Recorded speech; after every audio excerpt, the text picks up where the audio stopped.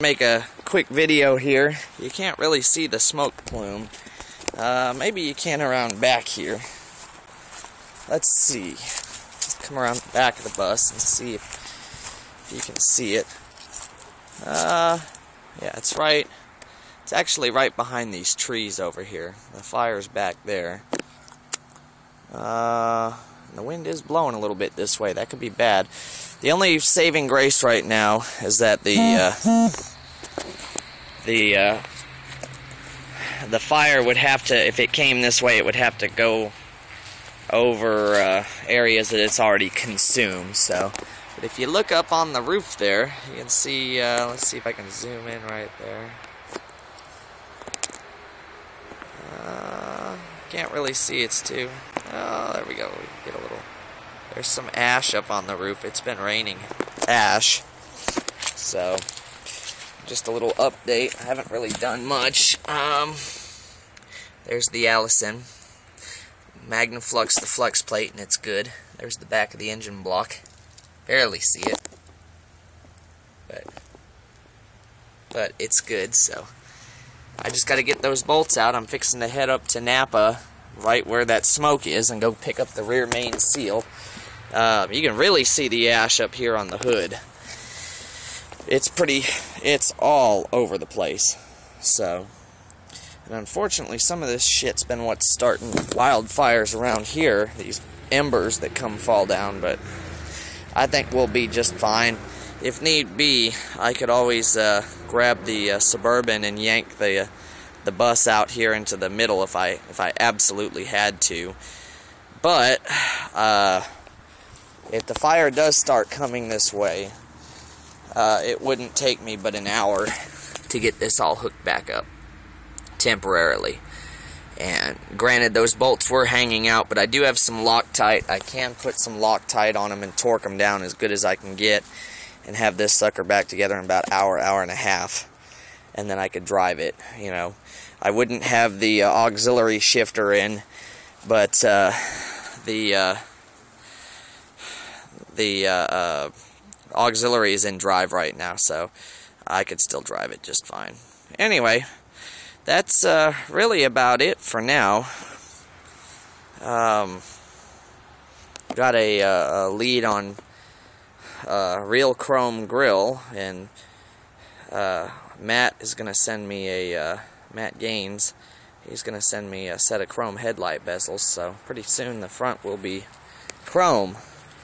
So, but, you know, the other thing too is this grass is not very tall right here, so grass like this usually burns pretty fast.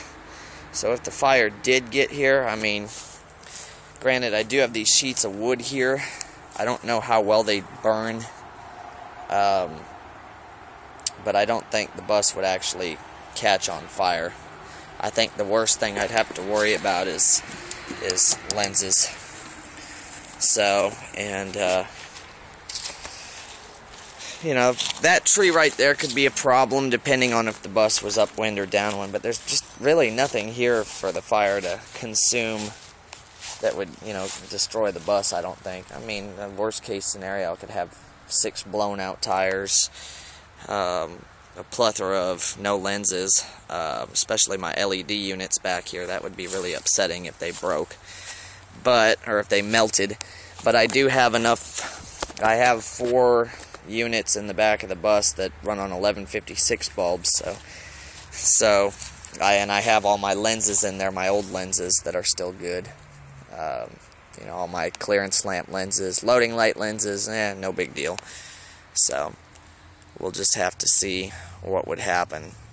So, but that's the worst case scenario. I don't think we're going to have any problems out here unless we get some really hot embers raining down over here, and that just, you know, they've got to come from way up there in the sky and rain all the way down here, and with a good breeze they would cool off pretty fast. So we'll just have to see what happens. If I can get that rear main seal out and in, well, the first thing I'm going to do is work on the bolts on the back of the engine. since there's at least 3 of them that are broken off in there. So if I can get them out, which they shouldn't be too hard to get out since they didn't use Loctite on them. So if I can get them out reasonably quick with a pick, then I'll change the rear main seal out, and I could have this sucker back together in a couple of days. So I won't be able to work on it until tomorrow, though. But that's where she stands right now. It's Friday afternoon. Thanks for watching. Here's an update on the back of the motor. That hole right there is the only hole that I can't get the broken bolt out of. That hole right there, and this hole right here were the 2 that had complete bolts in it. This one was broken, and these 2 were also broken right here. And I was able to get those out. You can see where the flywheel rubbed up here and down here from the flexing. So now all that's left is to dig that hole out. Now another thing too, when you take your bolts out of your flywheel housing here, be sure to put a jack under the motor, because right there on the edge of the flywheel housing, that's one of the motor mounts. And there's the other one. They're apparently a part of the flywheel housing. So yeah, I found that out the hard way. Luckily the motor did not fall out, but it was a little nerve-wracking. So anyway, so I just got this one last nasty ass bolt to come out, and then we're going to change the rear main seal with a new one, and then we'll be set. So that's it for now. Thanks for watching.